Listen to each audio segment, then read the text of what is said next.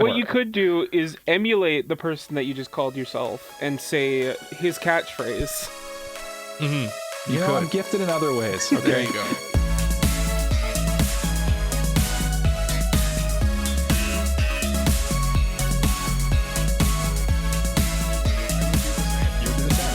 It's what you want. It's what you want. It's truly it's what I want. Yeah. Mike Crombie Weaves. My name is Cole. His name is Mike. His name is Jay. We like anime, and this is episode 202 of AniPro. And on this week's episode, we are discussing the best anime and manga for kids. And in our second half, we are reviewing our listeners' choice winner for this quarter, I guess. Buddy Daddies. We watched it all on time. None of us were late at all. Well, two of us were on time. We watched it. We watched it all. I'm not fresh off of the show. I have had lots of time to really marinate in the show and all of that. But so you know what? We'll get into that in the second On that half. topic, when did you finish the episode?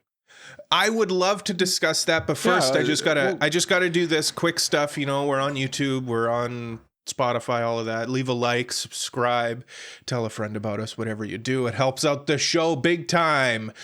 You know what? We'll talk about that show in the second half. I don't really want to get into it just yet. You know what, Jay? Yeah. We'll stand down for maybe the first bit here, and then we'll dig into this imbecile later. In the second half. So listener, keep in mind, we're gonna dig into Cole for his imbecility. Infidelity. I don't know. In the second half. Infertility. Yeah. Infertility. Impotency. Yeah. Well, now that I got all of that out of the way, how are you guys doing? What is up, Mike? Hi. What is up with me? Cole, I've joined the gang. I've joined your club of supreme beings. Oh. I am now a YouTube premium member. Welcome. Yes. Welcome to the high and mighty. Thank you for joining us. I know. Have a seat. Well, yeah, it's really nice here. It's crazy. No, I've done it before where I've had the free trial and they offered it to me again. But this time I'm considering actually keeping it because I think what I'm going to do, and there's a certain music streaming service that starts with an S and ends with Podify. I don't want to say the name just because I don't want it to get knocked down the charts or something on the app or whatever. But yeah, you know what I'm talking about. I've been with them since 2010 or something. It's been a long ass time. No, it can't be possibly that long. Oh, it must be close though. I've been there long time. And recently I kind of had someone explain to me look, YouTube Premium has all the same songs and more. Most of the same features, really. And then you also get ad-free YouTube videos. Right? So you basically get 2 subscriptions in one. So what I'm doing right now is I'm kind of I took the free trial. We're going to try basically switching over for a month. If I don't like it, then I'll switch back. But because I do like Spotify a lot, but we'll see. Yeah. No, I mean, you kind of get a good bang for your buck. To be honest, I've been a YouTube Premium guy for a long time, but it's mostly just in my mind, the YouTube Premium guy. You're probably the biggest consumer of YouTube I know, to be honest with you. Probably, yeah. I've way too much time on YouTube. But I really only use the YouTube side of things. I don't really use YouTube Music that much. But you should. You'll have to let me know how seamless it works, because I've always thought it must be clunky, but why would I think that? I know. The funny thing is, I thought the same thing, because that's the thing. That's my Spotify is the Netflix of the music streaming services, where it's kind of the first, and they just nailed the UI on the first time. Yeah, and it's so good. It feels so good to use. But honestly, the YouTube Music's is pretty close, I will say. I'll say it's pretty close. I won't say it's as good, but I feel like Spotify's gotten worse in the last little bit. I like how I didn't say their name earlier, but it was in the first few minutes. We're good now. We're good. You're good now. Yeah. But I feel like it's kind of taken a few steps back, and then YouTube's kind of caught up, and I don't know. I feel like they're they're pretty close now. So I'm probably going to keep it, honestly. And boy, oh boy, do I like the ad-free videos. Oh, I mean, that's That's peak. That is peak. Yeah. That's how they get you though. Like that is how they get you. They give you a free month of no ads, and then they rip that away from you. Say here's a 5-minute ad, no skipping. Those are brutal, man. Those are brutal. I think we discussed this like years ago on the podcast at this point, but like Mike, I remember you telling me like, okay, yeah, I'm trying the free trial for YouTube Premium. And then you were done, and your conspiracy theory was that they were giving you more ads now that you were swear off. They did. I swear, honestly. Yeah, and that's how they got me, Jay. Like I went for the free month, and I was like, I can't go back. It's like once you go. Have you ever tried watching sports now, Mike, in standard definition? Oh no, baby, no! You can't do it.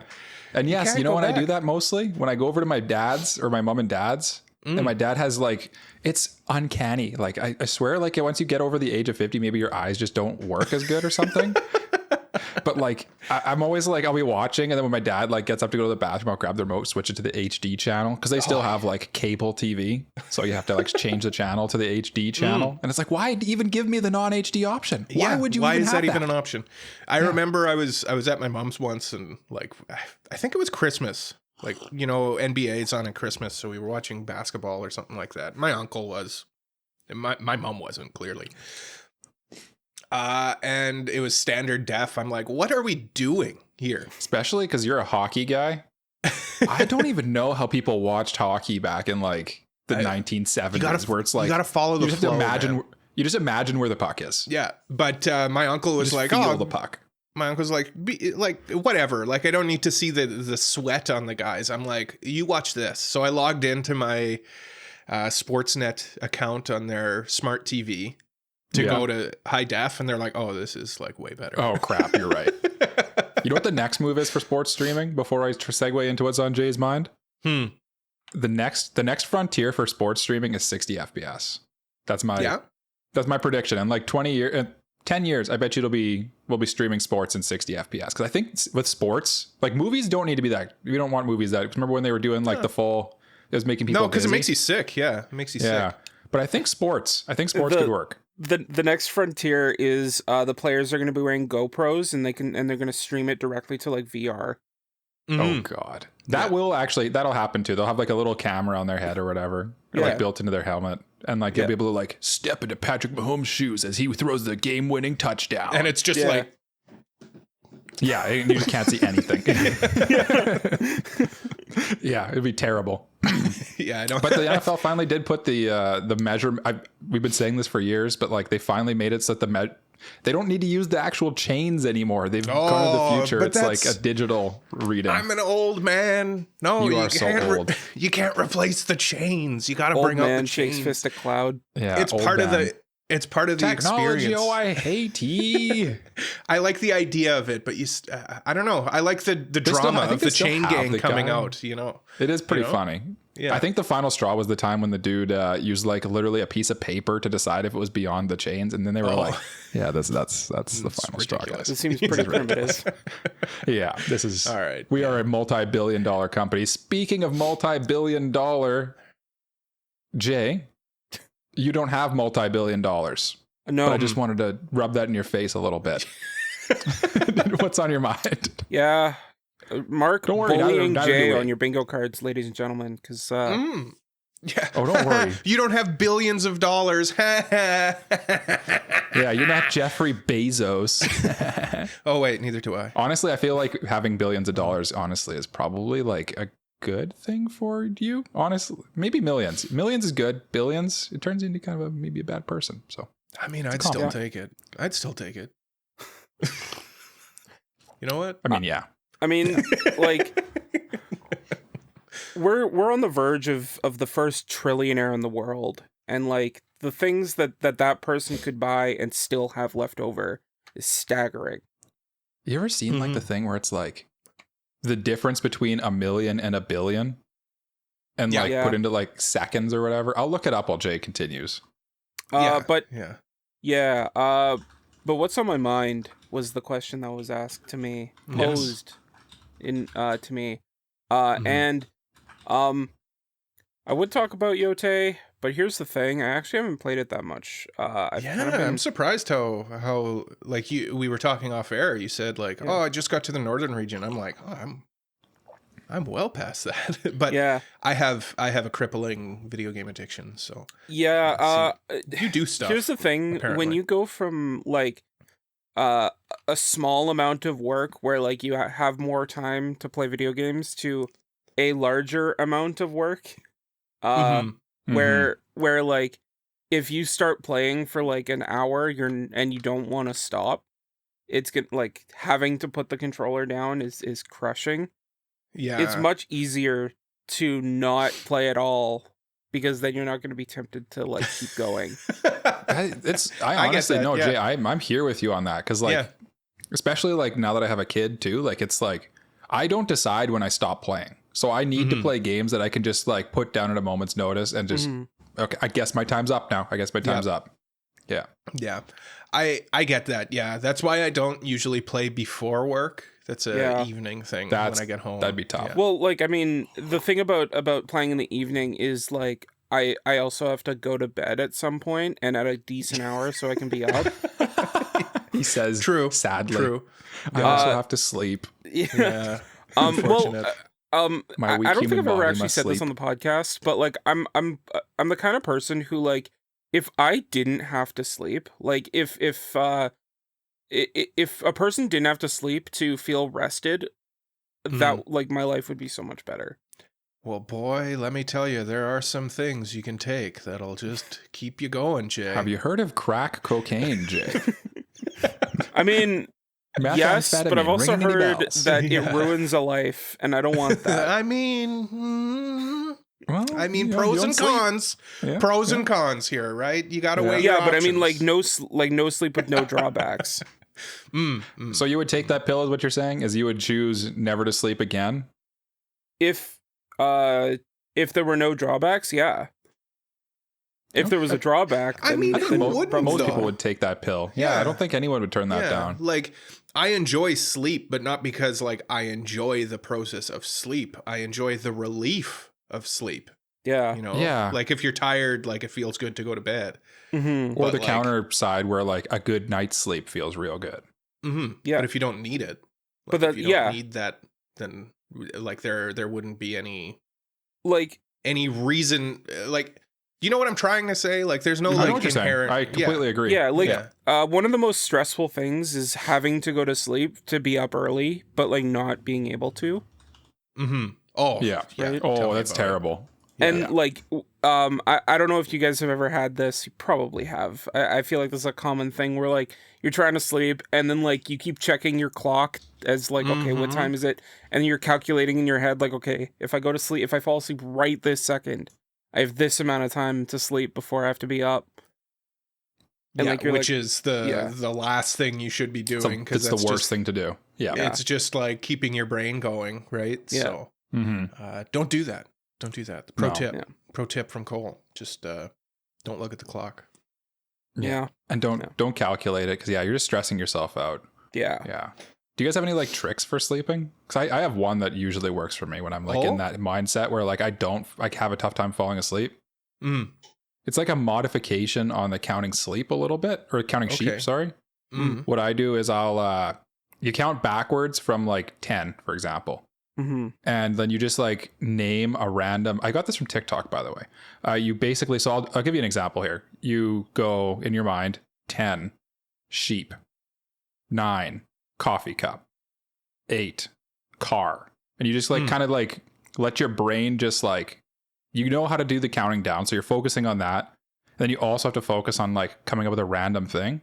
And you kind of just like do that really slowly in your head. And it just makes it so that you don't focus on the falling asleep part. And you kind of just, it's weird. If you focus on falling asleep, you can't. It's like, you know? Yeah. Works really well. I can usually tell when I'm like not going to be able to fall asleep pretty well. Cause like my brain will just be going a million miles an hour. Yeah. So when that happens, I roll over, I pop a melatonin, and I'm like, take it from here. I give up the wheel. They don't. Jesus, I find they don't wheel. really help me that much. I don't know. It could be placebo. It could honestly be a placebo effect for me, where it's just like I need something to make me think that it's going to be okay. Yeah. But Whatever you do, thankfully, yeah. thankfully that doesn't happen to me as much as it used to now. That'll happen like once a couple weeks, where I'm just like, I'm in that mood. I can tell. The anxiety be anxieting, and yeah. I feel like for me to be able to fall asleep, I need to be in like the perfect environment. Like it needs to be like a chilly room, no like a little bit of sound, but like not a lot. Yeah. And like just kind of like just some kind of soft bed, which my bed is thankfully soft and comfortable. And like just kind of lay there, close my eyes, and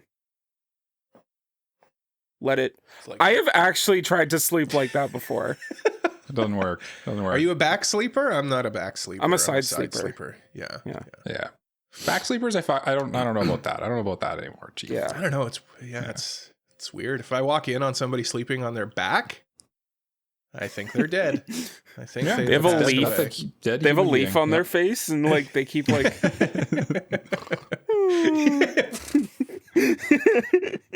Just floating so peacefully.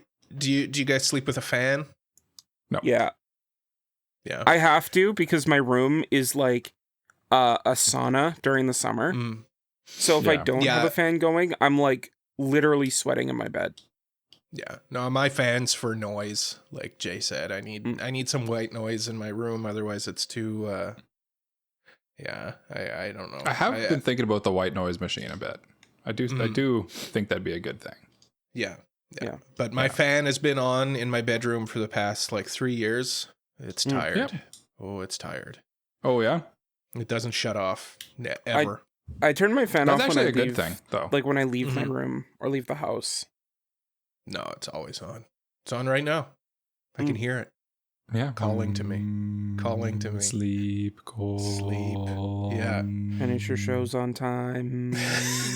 It's not saying that. If only it were saying that. It was, but I was ignoring it. Yeah. Yeah. Well, he thought he was finishing them on time, but as it turns out, he was wrong. Mm-hmm. Yes. Yeah. But you know what you're not wrong about, Cole? What? Whatever's on your mind, you're probably right about saying that because you know what's on your mind. Probably. Yeah, a couple things. I don't know. Maybe I'm going through like a midlife crisis right now or something like that. I don't know. Been thinking about, okay, first of all, I'll go with what I think is a fairly normal thing nowadays, because there's like subreddits and everything about it. Mm-hmm. I'm kind of into this like dumb phone thing recently. Have you guys ever heard of this? I think so. Yep. A dumb phone, just going back to just like your basic text calls. That's it on your phone. So I'm trying it out right now with my phone, going for like a minimalist. I downloaded like a minimalist operating thing. Which is nice. The only downside to it is I don't have everything immediately in front of me, like a calendar, for example, a calendar that would tell me like, I don't know, when we would be recording a podcast so I could plan things out. But I feel like other than that seems like a really helpful feature that you should add to a dumb phone. It does seem like a very helpful tool that would get that would be useful and used pretty especially often. When scheduling like with some friends to like maybe record a podcast or something. I don't know. But I just feel what, though? Like honestly, Cole, like I'll guff aside. I don't find myself staring at my calendar on my phone. Why can't a dumb phone have a calendar? But I mean, like, just going back to like this thought process thing, it's like I spend so much time just staring at my phone, you know? And it's like everybody's gone through this at some point, I'm sure. But it's like, man, I lived for like years with just my Motorola Crazer. You know, why can't I just go back to something like that?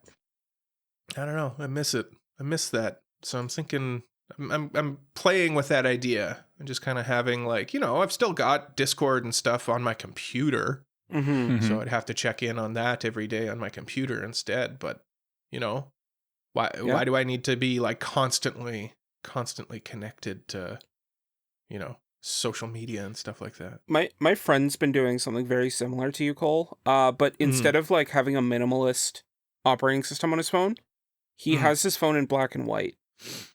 I've heard that, yeah. Okay.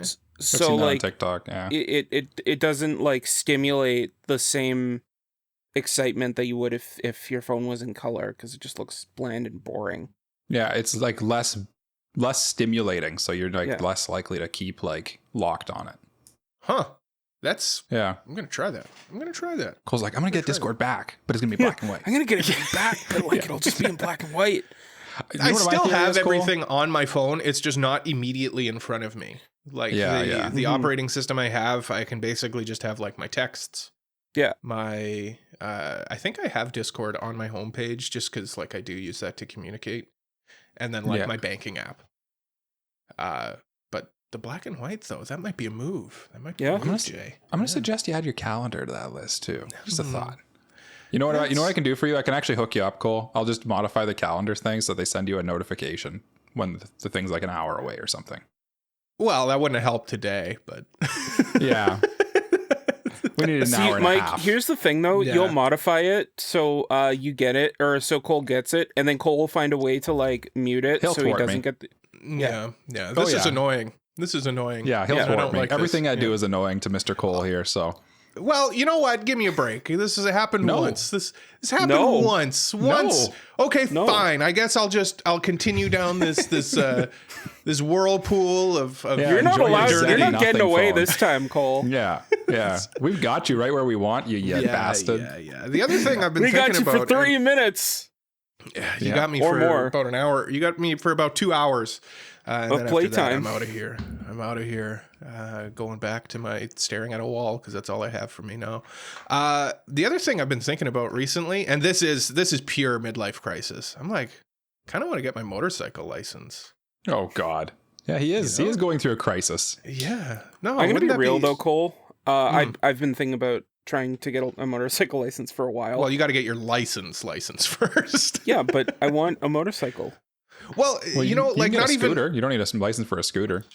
No, you do need a regular license for a scooter, but do you? Yeah. Oh, I didn't know that. You do. If it's under 50 cc's, you can drive just with a regular driver's license. If it's over 50 cc's, then you need your class 6 driver's license. But I've just like not as a daily commuter, but I'm like, wouldn't that be nice? Like my dad lives 2 hours away from where I live. Like.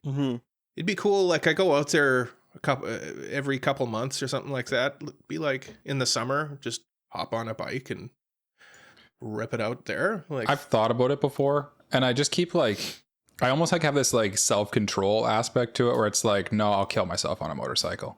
So I don't. Well, sure. I mean, you could kill yourself in a car. Yeah. Oh, for sure. Yeah. Right? It's just I don't know, and it's like. To get the license, it doesn't cost that much, you know? I just got to pass some tests. I don't know. It's just something I've been playing with recently in my brain. Because I'm Cole's an old man. Come next week. He's going to have like the aviators, the leather jacket. Just like full-on motorcycle. Full-on motorcycle guy. We'll have the vest. The motorcycle vest. I'll join a gang. The like fingerless gloves. Yeah. Big arm sleeve tattoo. That's one thing. Thankfully, I haven't gotten into. Well, not thankfully. Tattoos. I'm not a fan of pain, you know, and I think. And you know there's what really nothing hurts, Cole? Falling off a motorcycle onto pavement. No, true. But I mean, rolling your car into the ditch would also hurt, I'm sure. That is true. True. Yeah. I mean, and you know, you're as safe as you are, right? Like it's not like I don't know. Listen, I'm just thinking of things. Honestly, like motorcycle, super cool. I wish I could have one. I know I should. Mm-hmm. That's where I come down on it. Yeah. I do like, I love the idea of a motorcycle though. Just for like that, like you said, just ripping to work on a motorcycle one day. I don't know. That sounds fun. Yeah. You know? Yeah, it'd be fun. I can't go to work on a motorcycle because part of my job is driving a little bit. So I would still need a car too. But it'd be nice to have It'd be pretty option. cool if you were riding around for work on a motorcycle though. That would be pretty sweet. Yeah. Could you imagine just pulling up to work on a motorcycle? Yeah. We have like at my work designated motorcycle parking because lots of people do. Yeah, I'm sure. Pretty sick. Yeah, out there. Yeah. Well, hey, I'm onto something here. Yep. Do you guys? So we're for our first half topic. Now that we're in the episode proper and everything. Mm-hmm. Do you guys have like some show recommendations? Like let's say Mike. Let's say Mike was trying to show his child an anime to watch. You know, an anime for children. What would be a good children's anime? What would be a good anime / manga? What are the best anime / manga for kids, Jay? He's reading the teleprompter. I feel like as someone who was once a kid himself that watched some kind of anime, I have a very good answer off the top of my head. And that would be probably something that most people watching this watched when they were kids. That was Pokemon. That's the answer. That's the answer. That's the answer. Yeah, I mean it's the obvious one. Because I think like it's pretty inoffensive, right? Like it's just it's a kid's cartoon. You know? Like it's it's set up for kids. It's only kids like it, like little babies. You know, don't know about babies that one. Don't know little about that babies one. Enjoy it, and exclusively little children like it. And Cole, I can see you watching Pokemon in the background on your TV, on your computer monitor. Cole, why are you zooming in on Misty's shorts? What's going on? I am not. How dare you? But no, this is the correct choice. Like, there's a reason Pokemon. Let's put it this way. All of us watched some level of Pokemon as children. Probably me and Jay more so than Cole, I would say. And you look back fondly on it, right? For sure. Right. That was a long time ago. I had my nephews over yesterday for Thanksgiving. Thanksgiving is like now, by the way, for Canadians. It's weird. And we were he's watching Pokemon too, but he's watching like the new Pokemon. All he's talking about is Ash and Go, and which is like the ones that are on Netflix now. And it's super like a interesting timeless. because Go ahead. I thought there was a new one that came out, Pokemon Horizons, that's after Ash and Go. But it's not on Netflix, I don't think. You got to remember, like, kids aren't seeking out, like, he's watching what he has access to. Oh, right. Kids don't have cable anymore. Kids don't have cable. And I actually saw, like, an interesting thing that, like, so there was a bunch of, like, I think it was NFL players or NBA players. They were asking, like, a kids what their favorite cartoon was. And they're like, what the hell's a cartoon? Because they don't have cable anymore. They don't. They're not watching Teen Titans. They're not watching like stuff like that. They're watching streamers and YouTube is what they watch. Isn't that or anime? True. Yeah, or anime. Yeah, or anime. Yeah. Mr. So like Beast.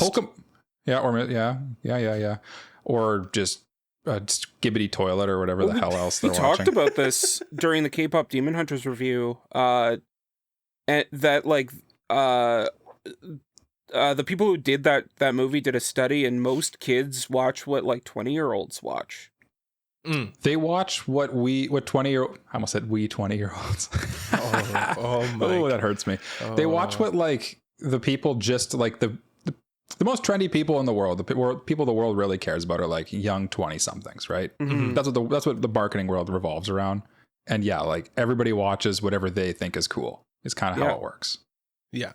I think that's right. The other anime I'd say like I'd recommend to like my young nephew or something like that, like for kids to watch, honestly, is just like Naruto. Yeah. Honestly, Naruto is like so simple to understand. Like the concepts in it aren't that deep that like literally anyone can understand it, including a kid. And it's like kind of set up. It's like the perfect first anime for like a young person, I believe. Yeah, and it's not like there's not like scary elements or anything like that to it. It's pretty much your bog fare shonen type, young shonen, I would say. Like actual shonen. Yeah. Yeah. And you can kind of grow up with it as well. Like, say what you will. Like, I know, Jay, you're not a big Naruto guy, right? I am not. Yeah. But like Shippuden, you know, like it gets a little bit more mature as it goes along as well. So it's kind of one of those things where it's like, Mike, it's like our generation with Toy Story, you know, like we grew up with Toy Story and it kind of grew up along with us. So, yeah. Well, I mean, Naruto's also the same, like pretty much the same generation. Yeah. Right? Like, Naruto started in, I think it was like 2000, 2001, maybe 1999. Yeah. And ended in like 2011, 2012. Yep.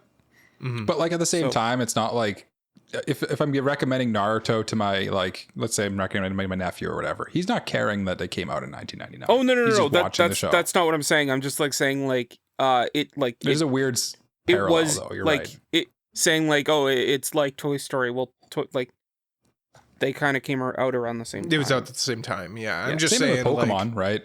Yeah. Yeah, like these were the shows that we watched. We're not like I'm not arguing that because they came out this time they're bad recommendations. Just they came out the same time. Yeah, no, it was around that same time. But like, I feel like the recommendations we would have would be kind of along the lines of those shows that we would have watched as kids, right? Because I'm gonna be honest. I don't know kids. I don't know any children. I don't see them ever. And where are you going? Just grabbing something off the floor. That said, I'm also gonna go with a really easy one. The other obvious choice here would be like your Ghibli movies, your Spirited Aways, your what was the other one? My Neighbor Totoro, stuff like that. Would also be Kiki's and you know, show them Grave of the Fireflies, you know, like get them, you know, show them some mature stuff that gets hair on your chest. Exactly. Like make them understand the sanctity and the fleeting nature of life, you know, like they gotta rip the Band-Aid off early. Yeah. There is no Easter Bunny. The tough thing is like I feel like when you just say for kids, it's hard to like say what is a kid. Like a 5-year-old and a 10-year-old are both kids. They have both very different like needs as a viewer. You know, anything what I mean? Under 18 is basically a kid, right? Yeah, literally a kid. Yeah. So like a 17-year-old who like would probably be fine with like something like Death Note or Attack on Titan. Like, technically that's young adult territory is 17, I would say. I don't know. I'm thinking of like an 8-year-old, I guess, is like, no one take that out of context. That's kind of the age that I'm like aiming my recommendations towards. Same here. When I think of kid, I think of like 5 to maybe at the before 13, before when you become 12. a teen, you know? Yeah. A teenager is like a distinct thing. I feel like at the same time though, like, being a kid is kind of relative. Like for like a 60-year-old, right? Like we're probably still kids. Oh, of course. Yeah. You know, my mom would call us all children. Yeah. Meanwhile, absolutely. Yeah. I'm an elderly man whose knees hurt all the time. That's why we tease Jay so much about being the baby of the podcast, even though he's like a couple years younger than us. He's like, a couple years younger than us. He's but he's just a little guy. He's just a little guy. He's our sweet baby Jay. Yeah. Meanwhile, I'm like almost 30. I know. I know. Yeah. And you can grow a better beard than a better beard than the two of us combined. Yeah. But it's true. It's true. This guy's not follicularly challenged on his face. That's for sure. It's in my genes. No. Yeah. Oh, should borrow me your genes. Yeah. That's where I put my hair. Put it all in my jeans. Yeah. Oh, you just look like Uncle Fester, but just from the waist down. Uncle Fester. There's a reference no one will get. Yeah. But yeah, no, kids I think are interesting. Obviously it's not a. And the actual title was anime/manga for kids. Kids ain't reading manga. I'm sorry. I don't know. Some kids do. Maybe Pokemon Adventures. Maybe. I read Pokemon Adventures when I was a kid. Yeah. I feel like if they're going to get into manga, it has to be like related to something they've probably already. I feel like they'd watch. You probably read Pokemon Adventures because you watched Pokemon. I don't think you're picking up Pokemon Adventures then watching the anime as a 6-year-old. You know. Yeah, but at the same time, like I feel like there aren't really that many manga that people would pick up before checking out anime. Yeah, that's totally fair too. The other recommendation I'd have would be like, I don't know, some light reading, like a Goodnight Pun Pun or something like that, you know. Berserk. Berserk, you know, something, you know, just ease them in. Something Devilman Crybaby. Something nice and light. Yeah, you know. But it's still got some mature theme. Yeah, it's got some mature theming in it, you know, a little bit. Just a little sprinkling of it, but not too overbearing, you know, like it's not hitting you over the head with maturity, you know. Well, like here's the thing, I think, like, in case anyone doesn't know. Yeah. I think like if we're gonna introduce kids to something like lighthearted and upbeat and fun, I think we just toss them straight into Junji Ito manga and you know. Yeah. And the kid says, "This doesn't have a very good plot, does it?" And then you say, "No, look at the art. Look at the art." No, don't worry about the plot, child. You dumb kid. Yeah. Don't worry about the plot, 8-year-old child. Yeah. Here, check out this watch this show, Neon Genesis Evangelion. It's good for you. It's religious. Here, Overflow. Watch this. That's important. Yeah. It's important. It's important. It's work. Vital. Yeah. So I think what we learned in this segment is that we don't understand kids at all. No. I mean, Dragon Ball Z, we watched that as kids, you know, like that was fun. I feel like that's pretty much as far as you could go with like a maturity level, though. It's of like a preteen. Yeah, it's kind of weird. Like, I remember watching Yu-Gi-Oh as a kid, and like that had the Shadow Realm with the 4Kids dub. Mm-hmm. And like the Shadow Realm, it's like in the original it was death, but like the Shadow Realm's scarier. Shadow Realm's cooler, to be honest with you. That was cool, like but like as a kid, rare 4Kids W, honestly. Yeah. But like as a kid, like being in a world where you're just like trapped there forever. Mm-hmm. Yep. Like yes, no, for sure. Scary. It is a scary concept. I would agree with that. But yeah, I don't know. Kids are an enigma, especially like recently, you know, not to sound like that old man shakes fist at clouds. But I don't know what these kids are doing. Well, anymore. I think at the same time, you put any show in front of them, and like you're gonna also need to put a clip of Subway Surfer right next to it. True. That's cool. That's why he dumbed down his phone. Actually, I give kids more credit than that. I think if you want to know what kids are actually into these days, the answer is what we reviewed a couple weeks ago: K-pop Demon Hunters. That's there's a reason the songs went platinum in under like 6 months. Yeah. Because kids are watching that on repeat and singing it and doing all that stuff. Yeah, I mean, I guess I can. That's where I'll end it. I guess I can concur on that, just because I was at a family gathering a couple weeks ago, and my little cousins kept saying, "Put on K-pop, because they don't know like K-pop. So we put on K-pop Demon Hunters, and we were watching that for like an hour until they left. The whole family was just sitting there watching. The whole family was just K-pop sitting there Demon watching Hunters. K-pop Demon Hunters music videos. It's good family entertainment. Yeah, I don't know, Mike. I don't envy you in raising a child. It's fun. For now.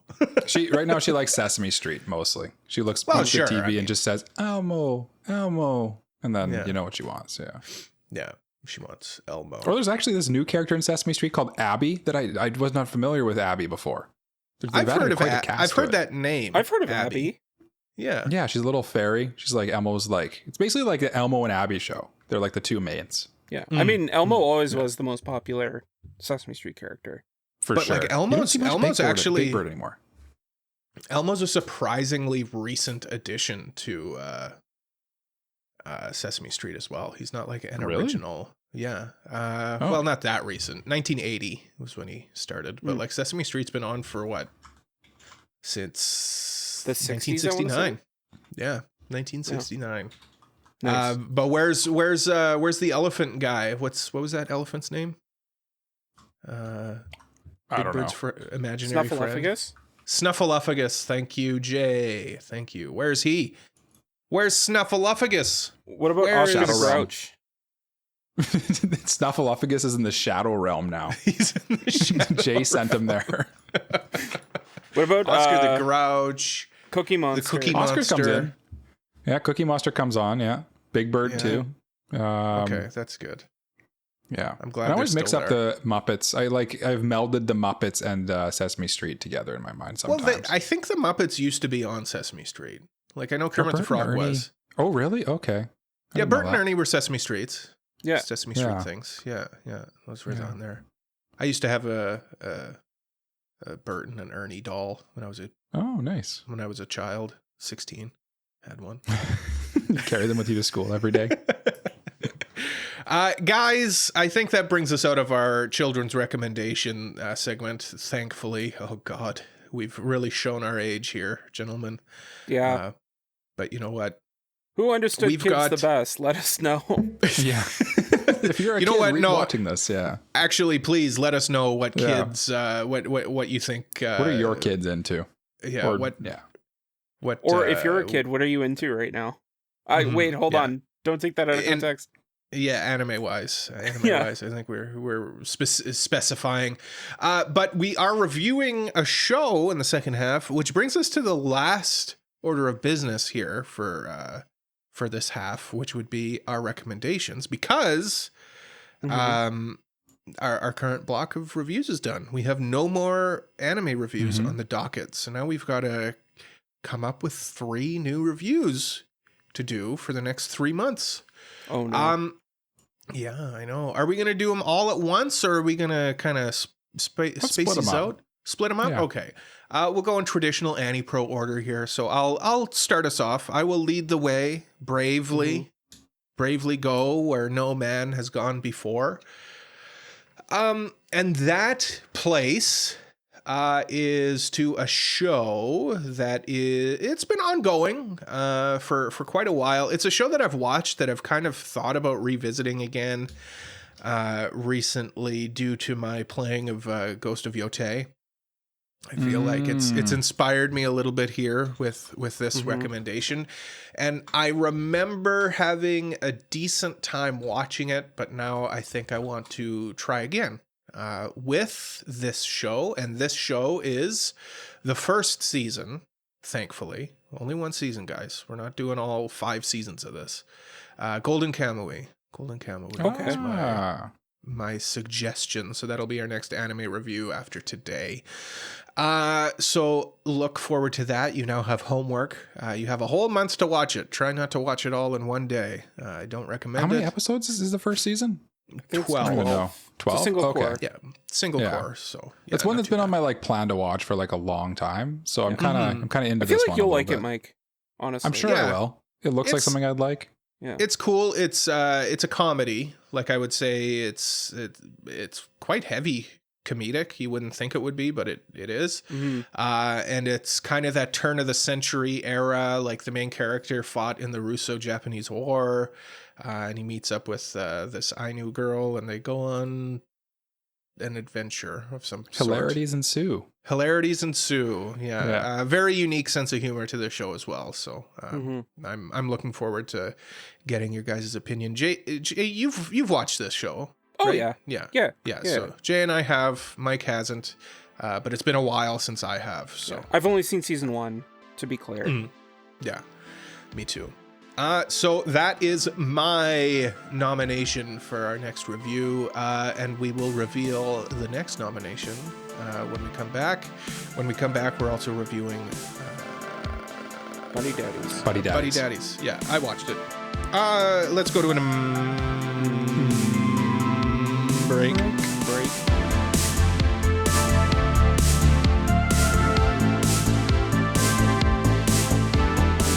All right. Before we jump back in the podcast, we wanted to quickly mention a few ways you can support AniPro and get even more weeby goodness.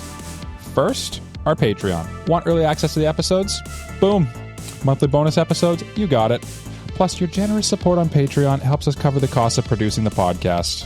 Also, we're always hanging out with the AniPro community in our Discord server, talking about anime, manga, video games, and debating the best condiment for a hot dog. Come join the fun. And finally, if you're enjoying the show, please, please, please take a moment to rate and review us wherever you listen to podcasts. It makes a huge difference in helping other listeners find us. Seriously, it would mean the world to us. Thanks for listening. Now let's get into that second half.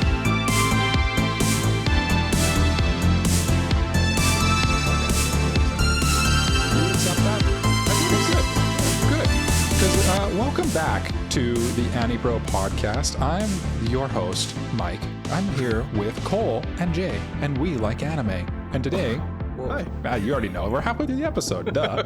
We're going to finish up announcing our next reviews, our next anime reviews to be specific. Mm-hmm. And then we're going to get into the Buddy Daddies review. And since my review is the next one to be announced, I figured, you know what, I'll just wrangle these reins away from Cole because he's probably not even doing anything with them anyway. Like he's probably not even watching the show or talking about anything right now. He's just not even going to finish it on time. time. Spoiler alert. Finish this on time. Yeah. Spoiler alert. I will not be watching whatever show you nominate right now. But, we know. Okay. Well, we know. I've selected a show that Cole will begrudgingly watch as he begrudgingly does anything that his two friends Cole and Jay Did you just call yourself him? Cole? I don't even know. He did, but I was just going to let that go. Did I call myself Cole? Yes. Yeah, you said. See, here's the thing.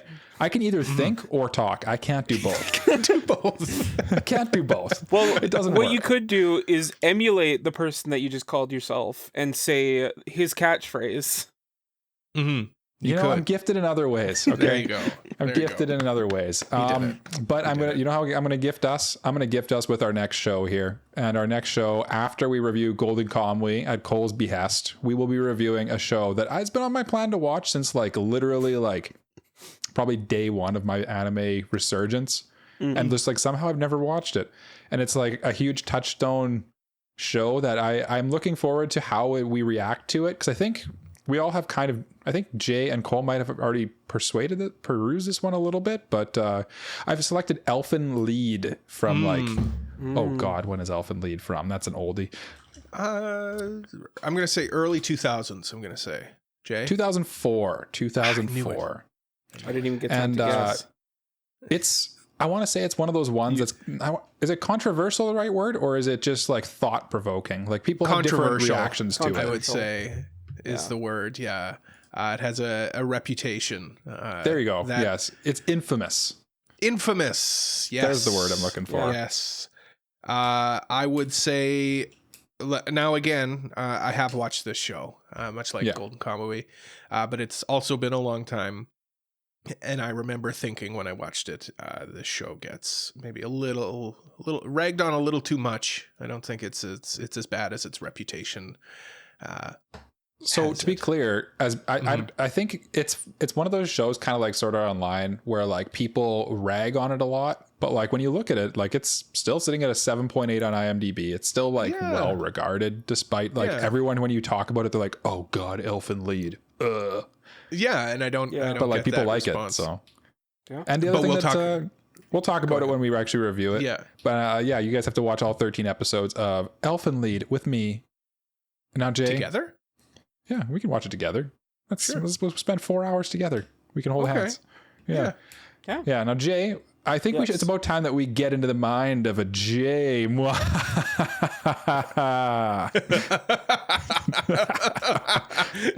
a weird evil laugh. That's super crazy. Me and Cole wrote our show names in the doc, and that's verbatim what Jay wrote. So, Jay, let's get into the mind of a Jay. So cringe. That's an evil laugh. So you wrote it. You wrote it. Look, writing something is one thing. Saying something is a complete other. Give us your best evil laugh, Jay. Yeah, give us. You. You know what? I will give you something. Okay. I'll give you the next anime that we're going to review after Elfen Lied. The condition. Oh, okay. So I've been kind of taking a different approach to reviews where instead of just doing a review, I've been trying to think of what we can do a whole episode around with the review concept in mind. Okay. And so for this review, I want to talk a little bit about isekai.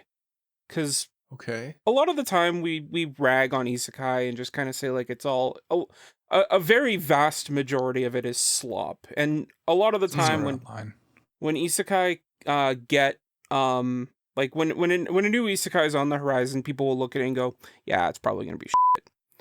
But I want to take a look at a show and see like, is there anything out there that maybe could buck that trend, that could become something that's not just isekai slop, but actually does something with the isekai property, and makes it interesting and unique and cool. So we're going to be reviewing a show that is 13 episodes and is an oldie, but from what I've heard, a goodie. Okay. We're going to review a show that I think would be great for children, known as Now and Then, Here and There. Ah, okay. Here and there. Okay. Hold on. I totally know what this show is, but I've heard of this one, but this is you're gonna have to explain this one a little bit to me, Jay. So this is from what I can tell, an anime original isekai of a kid going to another world, and it's like this total like dystopian world where where like people are kind of like oppressed by the higher class or whatever. I've never seen it, so I'm just going off of like what I've heard and what I understand of it. And it's just kind of a big mess. okay. And I'm interested because it's an isekai, but it's also like a very dark and tragic isekai show that isn't like a traditional fantasy world, but more like another world that's still civilized to a certain degree. Right. And okay. I'm interested in seeing like what different direction they take with the isekai. Yeah, this is interesting. And you've selected a rated 17+ show for these children to watch. Very interesting. Yeah. It's rated pretty well. I've literally never heard of it, so I'm really curious about this one now. That's an interesting pick. Yeah, Jay's always coming in from the top rope with like some obscure, like buried treasure. The top rope that's also located in left field, because he's coming out of left field from the top rope at the coast same to time. coast. Yeah, coast to coast. AM with Art Bell. You mean with Jay Gardian? With Jay Gardian. He's a new host. He's a new host. We're talking about conspiracy theories. We're talking about UFOs. We're talking about ghosts. We're talking about Sam Squanch. And we're talking about Now and Then, Here and Now. No, Now and Then, Here and There. Here and There. And we're talking about that probably in January, maybe February. We'll see. Yeah, it could be. Yeah. Well, hopefully not February. Something like that. Be here, but I think it's January. I think it's January. We'll figure that out. I think it's January. Yeah. It doesn't exactly line up to month per review, but we'll see. But we will also discuss our anime review that you're here for today. That is the listener's choice winner after doing a big tournament in our Discord. Join the Discord, by the way, links in the description. Buddy Daddies came out on top after like literal weeks of voting from you, the listeners. This is the one you wanted us to do. And here we are. What's Buddy Daddies about? It came out in like 2023, shortly after like the Spy Family stuff, and so it inevitably gets compared to Spy Family. That's probably where most people's minds immediately go with it, because it's kind of a similar concept where like these two kind of like rough and tumble criminal-esque people who have to conceal their identity. They're both assassins, to be clear. Essentially adopt this little girl and like you kind of see the hilarity ensue of like them trying to navigate both being like their adult hidden secret job while also like dealing with this child and learning to like parent and stuff like that. I will say it is a little bit different than Spy Family, and we'll get more into that when we get to our comparisons and recommendations. But this one, there's a lot of parallels, a lot of differences. The interesting things with this one is that it is a PA Works original anime, unlike Spy Family. So I kind of wish I was like watching it when it came out, because I love watching original anime as they're coming out, because you don't know where it's going. And another notable thing is the OP is done by half of the group known as Yoasobi. It's Ayase who is the I think he's like the DJ mostly, Right? Whereas not the singer. I forget her name is the singer. Yeah. Interesting. I didn't know. Do you guys feel like there's anything that you'd like to in the setup of this story? No, I think that you handled that pretty well. Yeah, I think the comparisons to Spy Family are pretty on its face, but I think we'll talk more about comparisons in a couple minutes. Yeah. And like, what would you say like your first impressions when we started off this review was like, or before you even watched it, when this was selected as the winner listener's choice? What did you think you'd expect, Jay? I kind of expected just like kind of an LGBTQ equivalent to Spy Family. Okay. That's interesting you would go there, actually. What I was expecting. Well, I mean, that makes sense. I understand that thought process. I guess like what I thought going in, initially, like when I see something like this, I think like, okay, this is gonna not be the best show. But at the same time, this was recommended and voted on by our listeners, who I have a great amount of faith in. So I guess I went sound in like you do, but no, yes. I did. Like that was kind of something I had to say to myself, was like, well, there's a reason why this was selected, right? This wasn't, there must be more to this than my initial thoughts were. So I guess going into it was kind of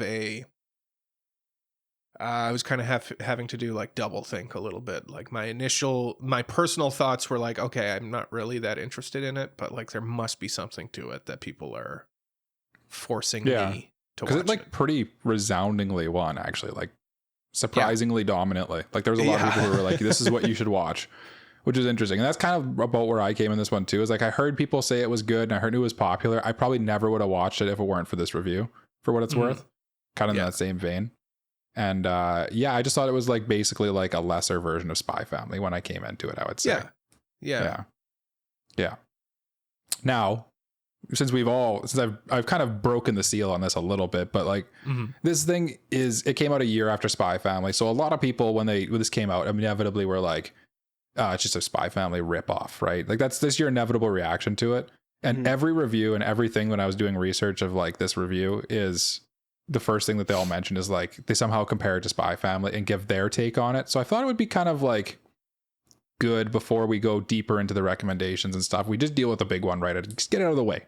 Spy Family. How does it stack up? Is which one do you kind of prefer? What do you think? Do you think it's different? Do you think it's a 1-to-1 comparison? Like kind of in that vein. And I'll start with Cole since he's already said well, I mean, obviously they're different, right? Like, I mean, Spy Family is more about like the comedy is from like, let me explain to you how Spy Family works.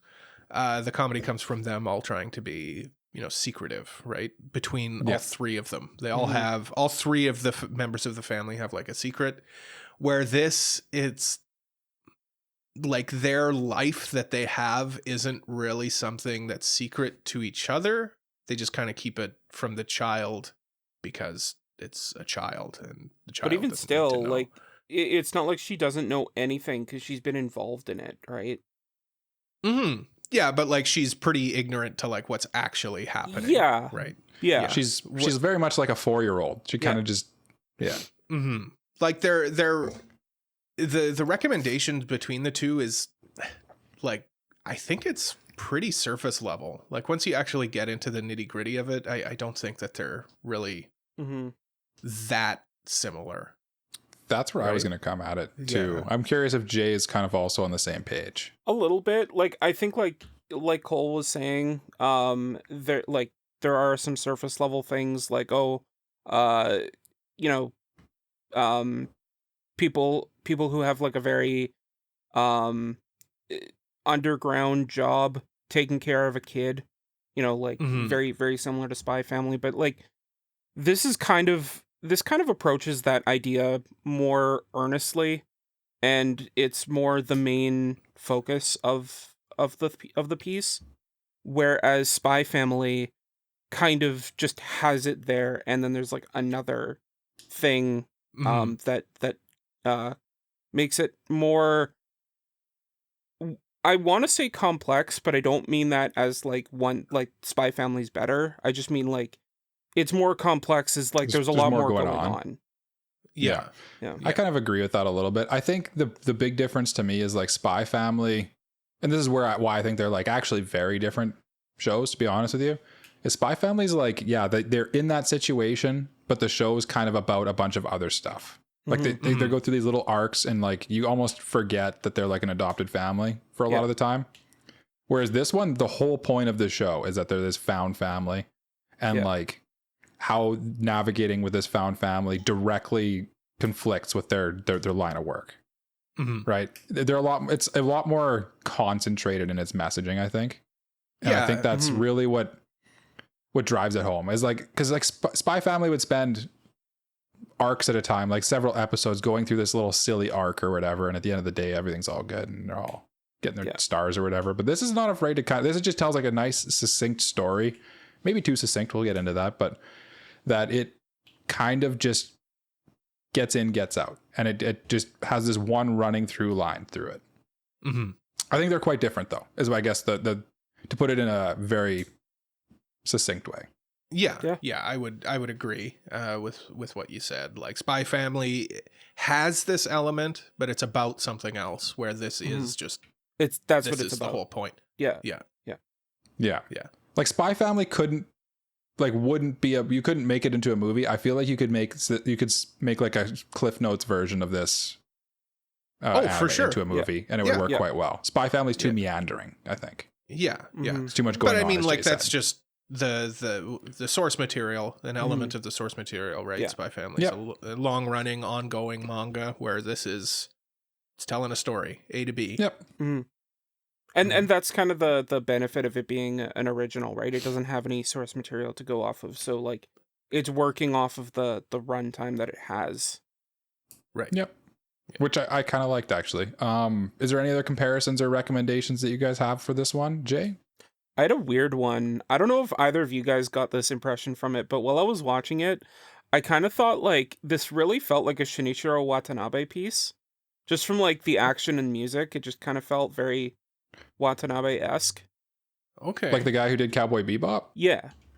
Yeah, kind of, I guess. Like Cowboy Bebop, even, it has kind of that found family element to it as well. But I know what you mean. Like with regards to like some of the action scenes and stuff like that in the show were surprisingly well done too. And then like and then kind of the slice of life aspect of it, kind of being like taking asides from the main story, like that felt very Watanabe. Honestly, that's a good take, Jay. Like. Yeah, it's weird because it feels like very inspired by like his style, I would say. Yeah. I guess my recommendation, I'm gonna go with. Do you guys remember the show Hinamatsuri? Came out a few years ago. Yeah, I've never watched it. So similar concept, except the main adult in it is a Yakuza member, and then the child is like an Esper. And they kind of connect, and again, it's that found family element. But Hinamatsuri is a lot more slapstick, like a lot more slapstick than this is. I feel like it being a comedy is kind of a more predominant aspect of Hinamatsuri over this, which is a bit more like slice of life drama action. This is more similar slice of life drama. Yeah, similar concepts as well. Like in the same way that Spy Family is.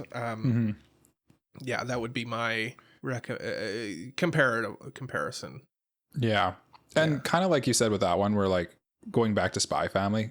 I think I wanted to say earlier that Spy Family is a little more slapstick. This is a little more like situational comedy, I guess. Yeah. A lot of the comedy is just from like the girl being a kid, a rambunctious child. It felt less like this was a comedy show and more like it had comedy elements in it. Yeah, I get that. For my comparison, I think I'd go with, again, this is kind of a weird one, but it felt like very the feel felt samey, and that's Licorice Recoil. I felt it was kind of similar to, with like kind of interesting action set pieces, but also like trying to tell another story, also being an anime original. It kind of like hit a lot of the same beats in a very different way. Or like Tokyo Godfathers was another one that kind of pops into my head, where it's this found family type stuff, family to taking care of this kid. But there are similar stuff as well. But those would be kind of the main three. I think that, and I think we've main four kind of, but yeah. The big one definitely is Spy Family, I think. Like that's the one that like it's almost impossible not to compare it to at this time, especially with like season 3 coming out right now. But let's dive into the characters a little bit. Jay wanted to know of the main characters here that I'll name them quick. We got Kazuki, the blonde guy. Ray is the kind of like disgruntled, grumpy gamer dude with the long hair, and Miri is the child, obviously, the little 4-year-old girl. Do we feel that this anime kind of like fleshed them out enough in its 12 episodes, or 12 episodes, and like did it use that time well of the 12 episodes? Well, I think yes. I guess. I would say mostly. I would say mostly for the record. Yeah, like what. It answers some of the questions. A lot of the stuff, like there's kind of this stuff going on with Kazuki about like his past and stuff like that. And it's kind of, it's hinted at the start. And then there's this point where it's just kind of resolved. Like, it's just like, okay, I guess it's fine now. I felt like that was kind of, I'm curious what about that made like you thought like, oh, it's all resolved. Well, when he like meets with the sister and it's like they have like a little chat. Yeah. And then the sun comes out and it's like, everything's better.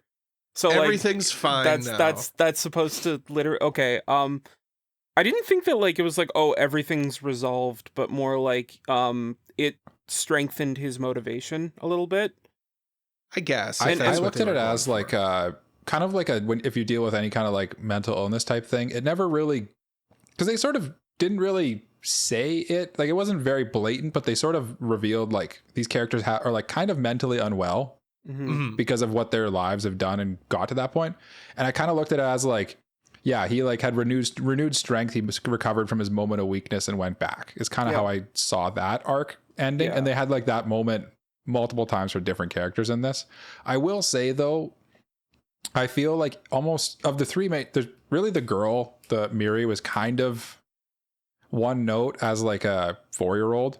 She wasn't as omnipresent as Anya is, for example, if we go to Spy Family as the comparable, where like Anya somehow is like too smart for her age. Like, no, the kids are smart, don't get me wrong, but like Miri felt like she's kind of just like in her own little kid world most of the time, and it is a little one note, but I think like honestly I thought that was fine, just because like the whole point of her existence is to be like the anchor that A, starts their character arcs, and B, is the thing that like that they have to take care of. Like, she's basically a MacGuffin. Basically, yeah. I think the story was kind of better for it, though, to be honest. Yeah, no, that's what I'm saying. Like it cleared the waters a little bit for me. If it took like a whole episode going through her backstory or whatever, I feel like I would have enjoyed it a lot less, because like, why can't she just be a kid? Yeah. At the end of the day, like the thing I thought of was like, because I'd thought initially, I'm like, I would have liked to see a little more expansion on like her history and stuff and her mom's history and stuff. But at the end of the day, I'm like, no, this anime is called Buddy Daddies. It's about the daddies, you know? Yeah. And clip that. It's about the daddies. It's about the daddies. The other thing too is like, from her perspective, like this is just normal, right? Like there's no reason why at 4 years old, she would be like this troubled child or something like that over the circumstance, because to her, like, that's just what it is. She doesn't know. Yeah. She doesn't know. Like her mom basically, would it be, I guess it's pretty early, the revelation of her mom, like, essentially abandons her. Yeah. And to her, it's just like, oh, like whatever. She's not like hurt by it or anything. Like it's just something that's just happening. Well, she doesn't even know that she's abandoned because she's like, when are we going to go see mommy again? Yeah, she didn't really. It didn't really sink in because she's 4. She didn't really kind of figure that out. I don't think. But and at the same time, like, how much backstory are you going to get from a 4-year-old? Right. Yeah. I like that part, honestly. Like when they were like, okay, where do you know where you came from? And they're like, yeah, the train. Which train? I don't know. Yeah. Where do you live? Home? I don't know. Yeah. And it's like, no, that's like actually what you'd get that's from valid. a 4-year-old. They have no clue. They have no clue. Yeah. The other thing I kind of would say is I feel like in terms of the characters, and Jay, I feel like you kind of alluded to it a little bit earlier, but I feel like they sort of like things got resolved really neatly, and you kind of like with a lot of like the plot arcs with the characters, specifically their character developments, you kind of had to just sort of like accept a little bit of like that was convenient. You know what I mean? Like you almost had to be like, whatever. It's for the record. I think Cole said it. But like I think at the end, with like the whole ending thing with Ray and the mob boss, like that kind of resolved super weirdly because like they're like saying like we're never gonna stop chasing you, but like then they do, and then they don't. They do. Yeah. There's a lot of things that are just like you just sort of have to just kind of suspend disbelief a little bit. Yeah. And I think for this one, just because like a lot of the things are very convenient and just sort of like they didn't seem to worry too much about it. Similar to how like in all the action scenes in this one, the characters are just like immune to bullets somehow. Oh yeah. Or like every grunt has stormtrooper aim. Yeah. Oh, like worse than stormtrooper aim. Like it's like you guys have a machine gun. How are you not hitting this one guy who's just? How are you dodging a machine gun? There was a guy literally running straight through a hailstorm of bullets, and like none of them hit him. Yeah. Yeah. And then the other thing, like I don't want to like dump on this show because like it's not necessarily a bad thing. Like I would say like the whole backstories behind the characters, the two leads, it's pretty bog standard. You know what this show doesn't do anything that's going to like revolutionize the game. I don't think it needed to. I agree with that. At the same time, like I think it was serviceable for what it was trying to do. I would be remiss to not point out that like you know it's not doing anything like oh my god I've never seen it's not reinventing the wheel here. Since we're kind of there already, Jay, I'll dive into your thought here quickly. Do you think that the premise of Buddy Daddies, which is essentially everything that we've talked about to this point, is it too simple? I think I don't know if it's too simple, but I think it's like it's a very, very simple and concise premise. And it kind of like for what it is, it works off that. It's not gonna like it's not reinventing the wheel or like blowing you away with what it's trying to say or do, but it does what it's trying to do decently enough that you're gonna have a good time. So like it is super simple and straightforward, but it just is. Yeah, I guess. Yeah, like I would say it does more with its concept and its premise more than it does like with its character backstories. Not saying that it's anything too extreme, but like it does go for some swings towards the end that like I wasn't expecting it to do. I would agree with that. Yeah. It's kind of like it's wrapped up neatly, but like there's some like threads off of the string that's been tied back together, you know, like there's people who are no longer in the picture who I wasn't expecting to be taken out. So to be brought back and then to be taken out in such a way. It does do some things towards the end of the show that I thought was more refreshing than its surface level concept made me think it would do. So I got to give it props for that too. I do want to say I don't think it's too simple is what I would just say. I don't think it's because the wording was, is it too simple? And I think it was the right amount of simple. Like I think they could have chose to dive more deeply into numerous things. Like there's many things they could have chose to explain, like the whole angle with his ex-sister-in-law, the whole angle with Miri's backstory, the whole angle with like they could have dove way deeper into either of the main characters' backstories.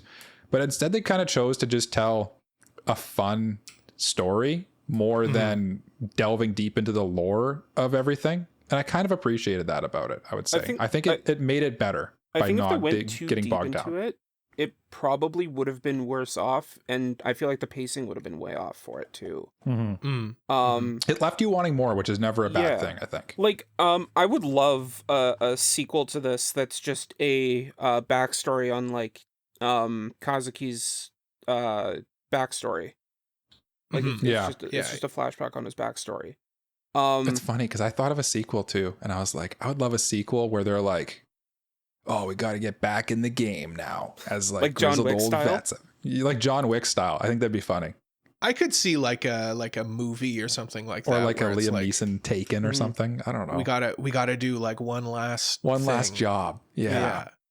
Before like like even as a direct sequel or something. So like that. I think that could be. So like they're adults and they get the gang back together.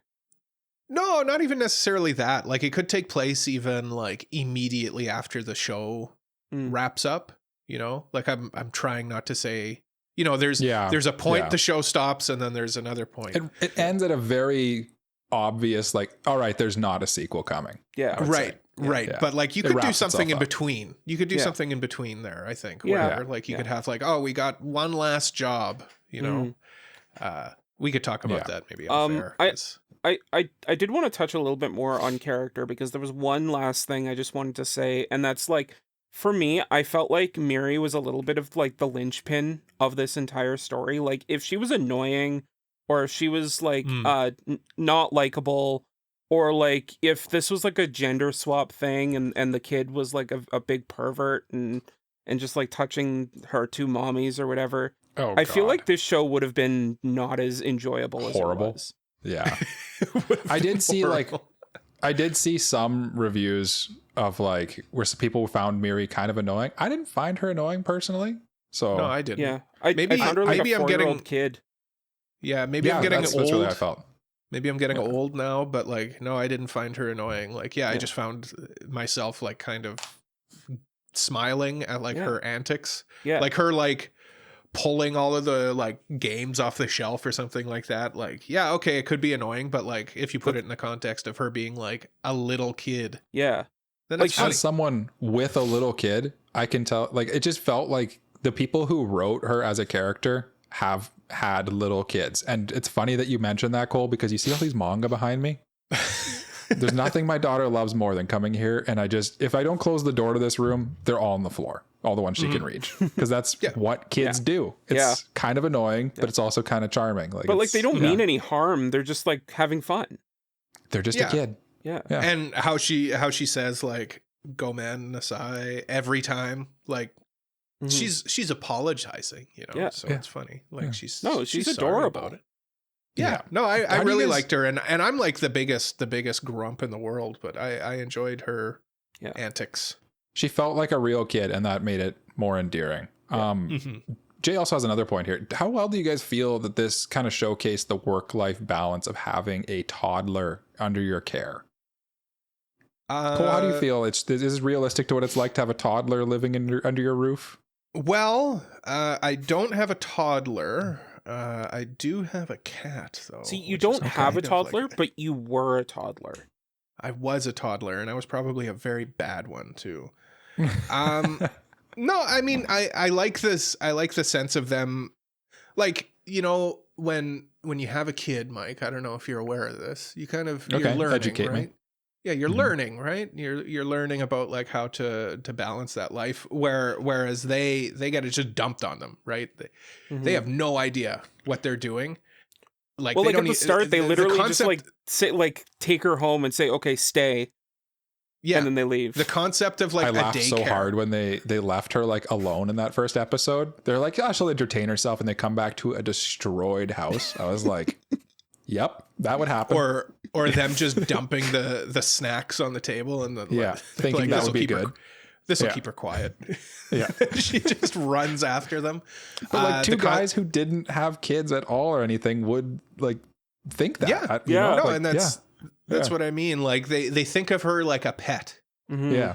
Not like a human being. Initially, and them realizing, let's put her in a daycare.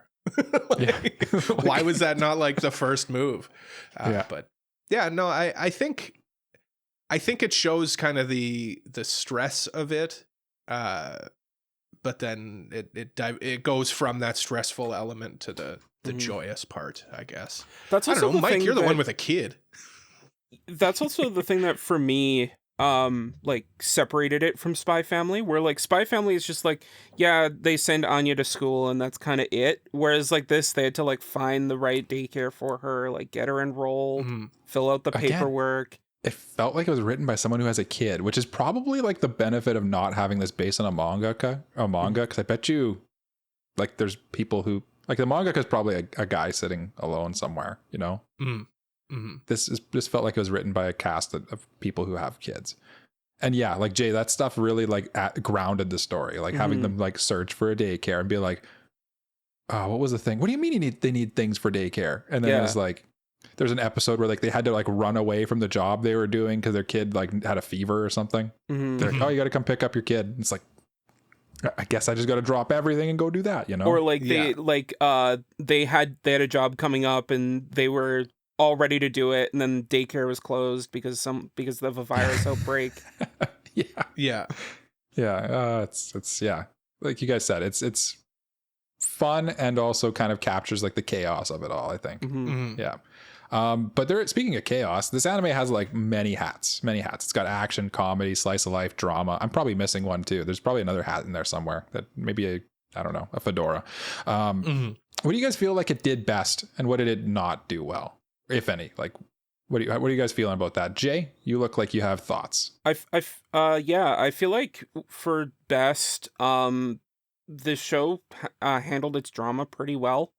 From like its found family aspect, using the backstories of our two male leads to like show us why they have a motivation for taking care of this child, and kind of also that being a detractor from them like not wanting to take care of this child and like let her go somewhere else where she can be safe, to them having to go back for certain reasons to be with her again. I felt like that was done really well. And for me, honestly, I thought like it was explained in a succinct but still like meaningful way, where I wasn't like yeah, there were like, okay, this is resolved kind of quickly, but it was done more so because if it took as much time as necessary to resolve everything perfectly, then it would be a little bit slow. So yeah, like I think on that note, like I think having this be 24 episodes probably wouldn't make it better. Yeah, it would give you a lot more, but I don't know if it'd be better. I felt like the action, particularly in this, is what stood out to me. I felt like the drama was fairly standard. Like I felt like they included it just to kind of keep the story having like essential like threads for you to follow. But I feel like the action was a lot better than I expected, especially like the fight scenes, even though they're kind of like dumb action movie fight scenes where like, yeah, the guy's literally like, there's a hailstorm of bullets and he's just running zigzags and somehow the bullets don't hit him because he dodges. But like you kind of like you expect that. It's like a trope that you kind of expect and enjoy. It's like when you watch Star Wars and the stormtroopers are firing things everywhere, like Jake kind of alluded to, and it's like it's kind of charming in that way. But I felt like the action was very well done and like choreographed. And the final kill of this show, by the way, it's like it would just get like randomly very graphic. So like the thing with the knife. Oh yeah. When that happened, I literally went like, "Oh my god." But it was kind of like satisfying, you know, at the same time. Oh yeah, that was the most John Wick satisfying. moment in the show. That was crazy. Yeah, it like didn't this anime and all these different things kind of didn't pull its punches in many ways, and I think I appreciate that for it. I will say the comedy too. We kind of touched on it earlier. I felt like it worked a lot because it wasn't trying to be funny. it just kind of was funny at times, you know? Yeah. Well, that's what I was going to say. It does do well is its comedy. It's not necessarily jokes. It's not like people are giving one-liners and stuff like that. It's more, just the situations of stuff that feel realistic, you know, like the kid pulling the all of the stuff off the counter when you're cooking, or her just like dumping all of her wet clothes all over the floor. And him, what's the main guy's name? Kazuki's feeling like unappreciated, like a 1940s housewife kind of thing. And him going through that. Me around here. Yeah. It's the situations and everything were quite funny. I will say, I guess, like if I had to say something that I felt was weak was, some of the resolutions, like character resolutions, especially with the leads, just kind of felt kind of like, well, we've got to resolve it, so let's just resolve them. Yeah, the dramatic stuff, like you said earlier, kind of felt like it was there because it had to be almost. Yeah, like, but like I don't think I would take it out. Kazuki's got a backstory. How are we going to resolve it? Well, let's give him a quick heart to heart. Well, I don't think like it was, again, I don't think like that was resolved. It's just kind of like he's not, like, he got out of his slump kind of thing. It was resolved for the next several episodes, is what I would say. It was resolved in the sense of the plot. Like, it doesn't come up anymore because, like, it's that's resolved. Yeah. And then Ray's resolution is like right at the very end of the show, and we kind of talked about it where it's like he's been given this threat that like they will chase him to the ends of the earth, and then I guess they don't do that. Yeah. I guess there's a lot of things in this that they sort of like it's funny. They do a good job of like foreshadowing a lot of things, I would say, and like kind of introducing threats and interesting concepts, but they also like just will also throw like red herrings in there that like don't ever come up again, or you think are going to come up and don't. Yeah. But there's one side character who's kind of like through the first half of the show, he is kind of a walking red herring, where you think he's going to be like a major threat, and then he turns into more of an ally. So, but I mean, that's not necessarily a bad thing. Like having red herrings sometimes can just kind of keep you on your toes. But it sort of did just enough of everything to kind of keep it interesting. It's kind of, I think, my grand summary of those aspects, I would say. And even like with the things that it doesn't do well, like I'm nitpicking. Like it's really not that you don't see, like, it's pretty it's standard. You would see resolutions like this standard in an anime. For sure. Like that's not a bad thing. It's just, you know, if I gotta say, if it doesn't do something well, that would be what I would say. It doesn't do well would be kind of, to me, there's very little offensive about this one, I would say. Is I think that maybe to summarize our conversation so far. But like, speaking of not offensive, Cole, you said you wanted to have a quick discussion about like the OST, the soundtrack, all that stuff. And I just quickly throw like the visuals, and we'll just kind of have like a discussion on the production of this anime quickly before we go into our final thoughts. Yeah. So like immediately, the first episode, I was like, this OST is banging. It's like this like modern jazzy. It's very a Great Pretender. It reminded me of that OST or Cowboy Bebop. Yeah, like I said in the comparisons, like the OST and kind of the action of it all, like really reminded me of Shinichiro Watanabe for like it being like a jazz thing and a just like very bombastic action with like slice of life asides. But yeah, like the OST just really made this like sense of like action. Like everything was like moving forward and like very fast and borderline chaotic, like jazz is, but it's still like kept together. It was one of the high points for this show, honestly, was the OST of this. I think it's great. It's a great OST. I would agree, honestly. I can't think of anything that really stood out from like a song, or like I don't think anything in this would ever make like my OP of the season, or like this and or do the J of like this insert song is the best insert song I've ever heard. But like I think I think a lot of it is just like very good, and it just kind of serves the story very well. It's an OST. It's an OST in the truest sense. It's the score. Yeah. The score of it is just really good. For sure. Yeah. And I think like as well, it being a jazz thing and not being just like generic rock music that plays or whatever, like that classic action music that's whipped up in GarageBand in 5 minutes. Yeah. And it really makes the action and the direction feel different. Yeah, and the director, the sound director for the show was the guy who did this. Just to throw some names of things that he's done in the past: Assassination Classroom, Angel Beats, Tokyo Revengers, Charlotte, Noragami, like Classroom of the Elite. Like the guy clearly has worked on a lot of big name properties and kind of knows what he's doing, I would say. Yeah.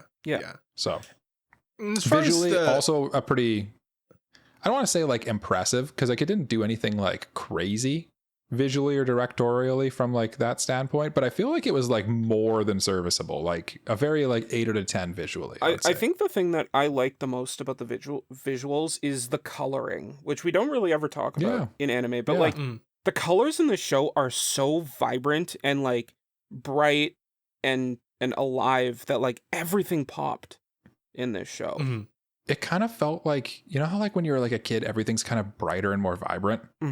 It kind of felt like that now that you say it, Jay. I felt like everything was so like bright and like like you're looking at it through a kid's eyes almost.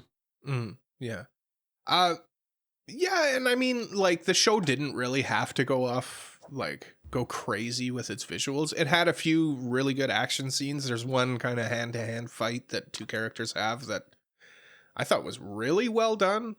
But like it went off when it needed to. Otherwise, it wasn't necessary for it to be like this incredibly well animated show. I think Mike put it pretty well though, with him saying it's more than serviceable.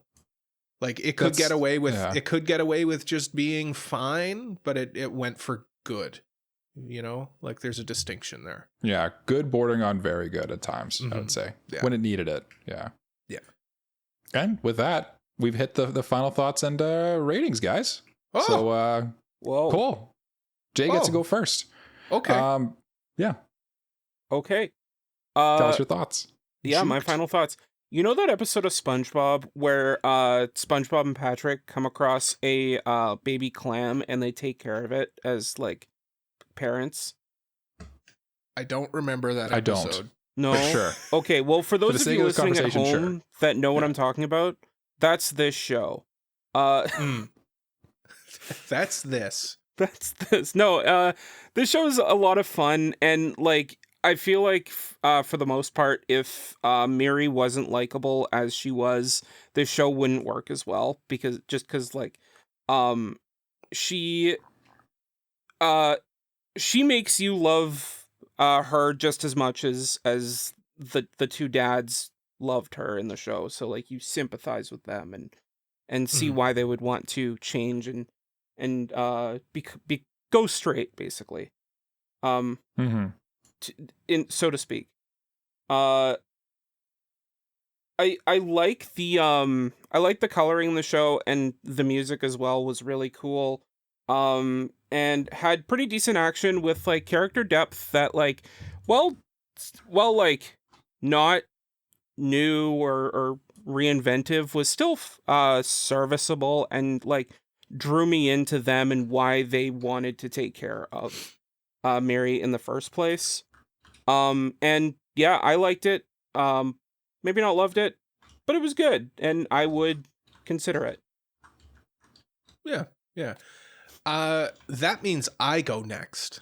I get to say my final thoughts, and I would just say, like, I have a feeling I know where this review is going. All three of us are basically going to say the same thing, because everything Jay just said, I would echo. I would probably put more praise on the OST. Like I feel like this OST is an absolute banger. It's up there. Not as good as Ancient Mage's Bride. That's still number one for me, but this one's pretty good too. I enjoy the fight scenes when they do go off. Rarely. There's a certain level of catharsis when certain bad guys are taken care of.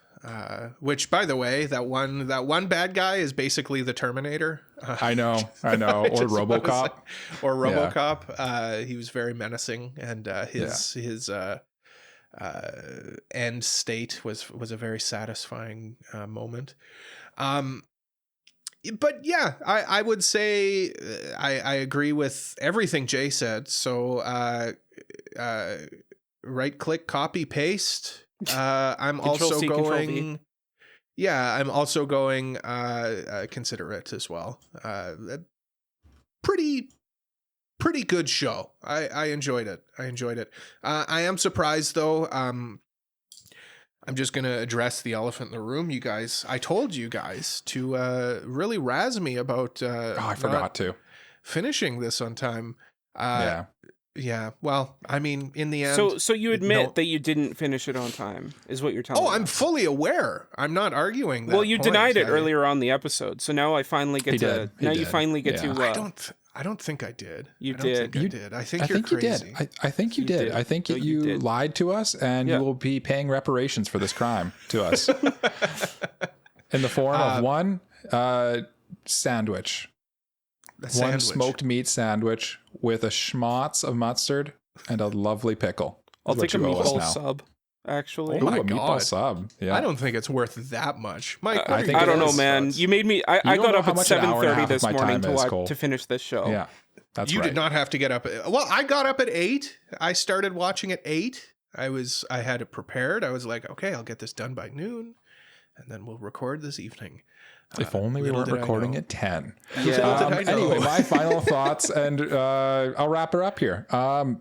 Essentially, I'm glad the listeners made us watch this one. I think overall, if I had to like really summarize my take on the show, I think it's just like a really good overall show that's super easy to watch and kind of has something for everyone. Like, I think that this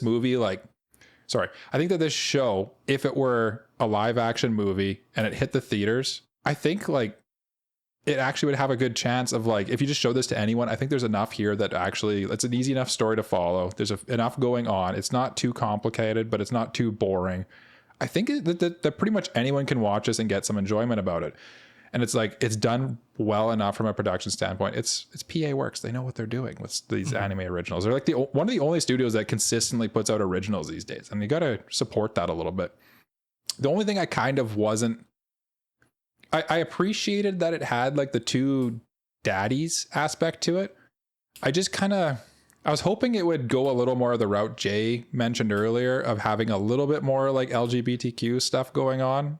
Mm-hmm. But like it felt like it was almost teasing and baiting it a little bit, but they were kind of like doubling down on no, trust us. This the one guy, he's like a huge womanizer. Yeah, no. You know? They had a case of the not gays. They made sure everyone knew. Yeah, they're straight.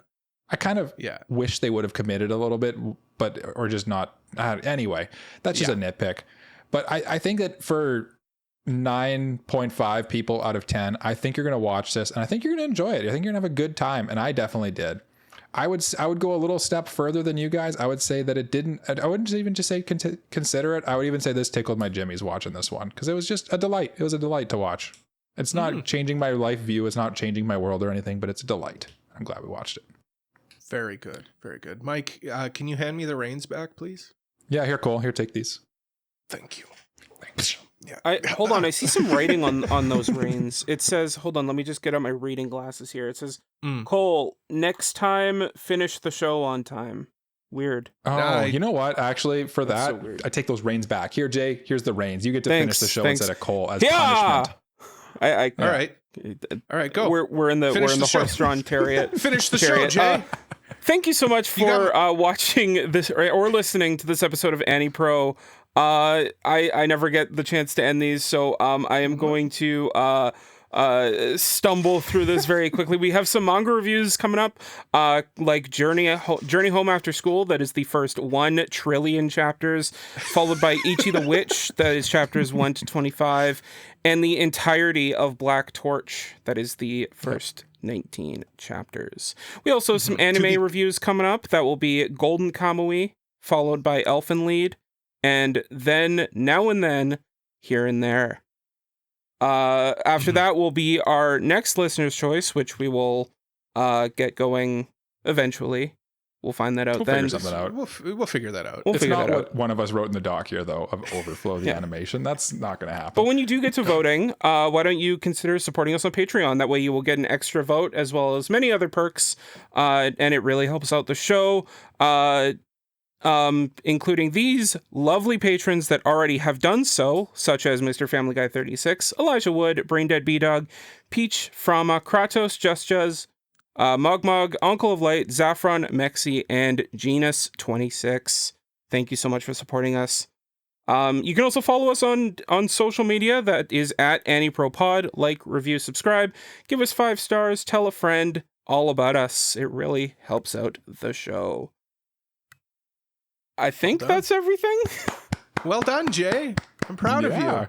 That was good. That was good. You didn't even need a script like I usually do. No, I definitely didn't switch over to the doc. It's not like his face lit up immediately when he scrambled to open the doc. Definitely not. Jay, you forgot to do one thing, though, my friend. What's that? You forgot to throw it to someone to lead us in a round of bye-byes. Oh, maybe I was just about to do that, Mike. Why don't you lead us in a round of bye-byes? Because Cole's in the shame corner. I'm in the corner. Get back in your corner. You're in timeout. You're in timeout. Trust me. Bad boy. Trust me. Bad when boy. When we're Cole, done I with left this, your I'm going back dunce to my hat corner. over there. Yeah. Well, I'm not putting it on. It'll ruin my hair.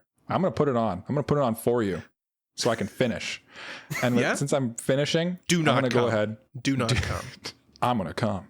You're going to kerm. Bye-bye. Bye-bye. Oh, you didn't have the button ready, Jay? You didn't have the button I didn't think that I had to... No, I mean, I don't know. That's just part of the responsibilities. Well, you know what? Fine.